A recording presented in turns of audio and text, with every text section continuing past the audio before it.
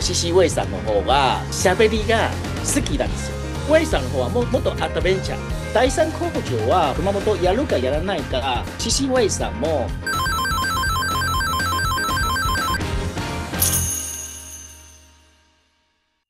皆さんこんにちは。今回のテーマは TSMC 新会長 C.C. ウェイ氏について台湾メディアでの報道と合わせてジョエル福澤さんとお伝えします。よろしくお願いします。よろしくお願いします。まず2024年6月4日に TSMC の新体制が発表されまして、マーク・リュウ会長が退任し CEO の C.C. ウェイさんが会長を兼任することになりました。この C.C. ウェイ会長というのはどんな人なんですか？そうですね。最初の創業者から劉前会長まではね、テクニックの技術者の感じなんですよ。なぜというと、言葉は少ない。要するに、作るの方がお得意ですけど、でも話すことはね、全然できない。でも逆に、今新しいの会長、シシウェイさんの方が、結構、喋りが好きなんですよ。じゃあ技術者じゃなくどっちかというとビジネスマンというようなタイプなんですね。そうですね。今の新しいの会長はね、上会長の方が結構ビジネスマンの感じが結構柔軟性もあるだし、しかも、それで、TSMC は熊本にそう言って決めるのことは、もうすべて、上会長から決めるのなんですよ。それで、もともとは TSMC の中に、熊本に投資するかどうか、結構、中にもね、2つの意見があるんですよ。なぜというと、みんなはね、例えば日本の方が全てメリットじゃない。例えば、自信もあるだし、それで、これから、もし、日本で移転するならば、台湾どうするですかと、いろいろが雑音があるんですよ。だから、その時は、リュウさんの方は結構、やっぱり、やるかやらないか、もう結構保守的な考え方なんですけど、逆に、ウェイさんの方は、やりましょう。それから、日本はね、全校工程、もう、それで材料の方が、日本の方もあるだし、しかも、日本側の方が、手伝いの仲間、もう例えばソニーとかトヨタとか仲間もいますので、行くのは問題ないじゃないなと思ったんですよ。要するに、ウェイさんの方はもっとアドベンチャー。これからウェイさんはTSMC の会長になるならば、日本に対して半導体とかも発展するの方が結構維持する、ぴったりすると思います。なるほど。じゃあ、日本への戦略というか進出もウェイさんは賛成側だったというような形なんですか？そうです。日本に対しては結構メリットの話だと思います。6月の、頭くらい、台湾でコンピューテックス、見本市がありますなんですよ。最初は、やっぱり台湾の方がね、パソコンの方がメーカーがたくさんありますので、だからコンピューテックスの時は、ある意味で、B2B、B はビジネス to ビジネスという対応の見本市なんですよ。見本市の方が有名の方はインテルとか、それで AMD とか、もうそれがみんなはね、CPU という、コンピューターの心臓、頭脳の感じで作るものが、すべて台湾に委託する。台湾の方が、パソコンの OEM の方が強いなんですよ。だからその時はコンピューター結構盛り上がったですけど、でも、大体はね、iPhone、要するにスマートフォンが発表する後、台湾のコンピューターはね、どんどんどんどんどんどん、なくなったという感じなんですよ。もう本当につまらなくなっちゃうんですよ。で、今年はもう本当に、NVIDIA のCEO も台湾出身だし、AMD 今の CEO も台湾出身なんですよ。だから今回、やっぱり半導体主導するの、やっぱりそういう会社の偉いの方の方が、台湾人の出身の人がね、結構多いですよ。それで今回のコンピューター私、見たら本当に感激するなんですけど、30年前の盛り上がったい感じでまた元だなと思ったんですよ。それで日本に対しては関係があるんですけど、昔の方がもう日本本の場合は半導体が強いじゃない。世の中の方は、世界の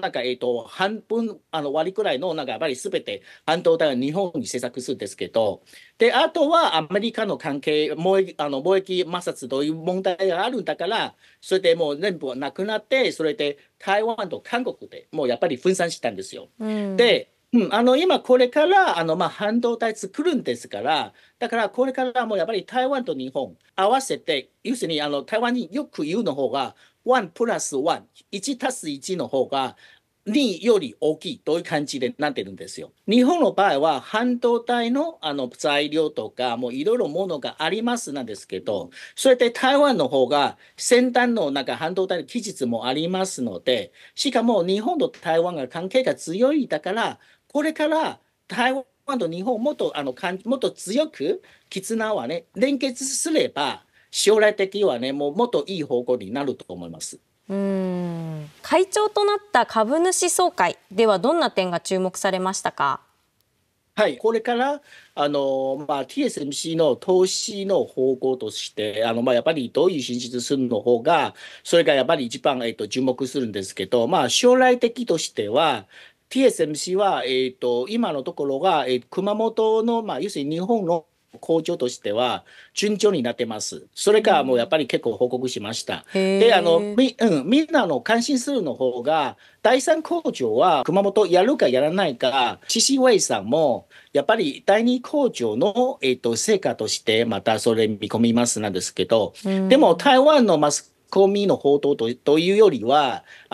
それ第三工場、また熊本の可能性が高いという予測があります。ただし、今はもうすべて予測なんですけど、要するに、今のところは、やっぱり第三工場は、はっきり、それで熊本を作るかどうか、それがまだはっきり言えません。なるほど。まだわからないっていうところですね。そうです。第二工場の成果を見てっていうようなところなんですかね。そうです。会長となった株主総会のインタビュー、事後インタビューでは、TSMC には競争相手がいないなんていう強気発言もされたようですけれども。そうですね。今のところが確かにTSMC の相手の方がいないと、それはっきり言うのはもうやっぱり問題ないと思いますなんですけど、なぜというは、今世の中がやっぱり、TSMC が及べるの、そういう、会社として、やっぱりサムソンなんですけど、でもサムソンの方が工程の作るの問題とか、やっぱりデザイナーの問題もあるんですけど、だから TSMC は1位、それでサムソン2位なんですよ。それサムソンの方が、やっぱり今のところも結構距離が長い、もうやっぱり結構差があるんだから、今のところは絶対問題ないと思います。しかも、今、録音の時は、NVIDIA の方が、今、株主、世界一になってます。なってました。で、NVIDIA も大量の、注文の方もすべて、TSMC に注文しましたので、だから、世界一強と、やっぱり今 TSMC の株の方が世界9位なんですけど、だから2つの方が合わせれば、もうやっぱりそういう2つの会社はね、合わせれば、もうやっぱりそういうところがしばらくTSMC に及べるのそういう相手の方はいないと思います。会長となってどんな戦略を打ち出していくと思いますか？そうですね。今のところが TSMC の方は、大体はね、問題は、3つがあるんですよ。1つの方が、やっぱり、デザイナーのやっぱり今、どういう形と対応するとか、今、やっぱりそれが問題なんですけど、例えば、いろいろ注文とかも、やっぱり、これから AI のそういう産業がもうどんどん増えてますので、AI どういう対応するか、それが1つ。もう1つは、やっぱり、分散工場の方が、TSMC に対して運営するの方がコストがもうそういうて増えるかどうかもうそれが問題なんですよ。例えば今のところが TSMC の一番メインターゲットの方はアメリカなんですけど、ただしユーロッパの方もそうやってお客さんがいますなんですけど、ただしドイツの工場の方が今のところがそんな進展の方はあまりうまくいけなさそうなんですよ。だから、それでもしユーロッパの方が、もうそれで、TSMC の半導体が必要ならば、海運の方が、運搬するのはもう結構コスト高いなんですけど、今のところが中東戦争がありますなんですよ。だから、大体はね、コスト、運輸のコストの方は、大体、40%から、50%増えるの見込みなんですから、だから、この形になるならば、それで、ドイツの工場がもうこれからどうするか、もうやっぱり今の CCWay の一番なんか考えなければいけないのこと。もう一つは、やっぱり日本の工場なんですけど、TSMC は日本の、やっぱり、一つの会社ではじゃないんですよ。みんな忘れないよう、それで北海道のなんかラピダスもありますので、ラピダスも日本のなんかやっぱり、全国のなんかそういう力も入りますので、だから将来的はラピダスと TSMC がどういう仕事の、仕事のか分担するとか、それでやっぱり考えなければいけませんので、だからもうそれすべて、やっぱり CCWay の考えことなんですよね。なるほど。その辺の手腕が問われるということですね。そうです。あとはその半導体人材の育成を他国に移植するのは難しいなんていう言葉も言われてますけれども、熊本のこの工場は大丈夫なんでしょうか？そうですね。今のところが、TSMC もなんか、前日もなんかやっぱり熊本大学と提携するの話があるんですけど、私の個人的な考え事としては、もし、これから熊本だけじゃなく、九州全般的はね、シリコンアイランドということを作りたいならば、もっとやっぱり半導体の人材が必要なんですよ。ただ、半導体の人材必要としては、実践力が一番大事ですから、それで台湾の大学に勉強するどうかなと、やっぱりそれがやっぱり考えなければいけないと思います。今、熊本のなんか、それ高校卒業生とか、大学卒業生もこれから転職したいならば、今、台湾にもなんかやっぱり、日本の留学生が大関係ということでなってますので、逆になんか台湾に勉強して、台湾いるのなんか、それで半導体先に入って、将来的にまた、地元に戻れば、そういう仕組みでどうかなと、なんかやっぱりそういうこともやっぱりちょっとよく考えればいいじゃないなと思います。大学と学びの分野から底上げをしていくっていうことですね。そうです。ちなみにTSMC は女性社員もかなり多いようですね。今力を入れて増やしているというふうに聞いておりますけれども。はい、台湾の場合はTSMC の女性社員の方が多いですよ。台湾の場合は単調雇用の方がもう結構分野の方が結構標準になってますので、ただしこれからTSMC の中要するにジャスムの工場の方が日本の現地の女性社員の方は採用はもう多分いけると思いますけど、ただし一つの問題は女性の方が理科という要するにやっぱりそれ勉強するの興味があるかどうか、もうそれが問題なんですよ。だから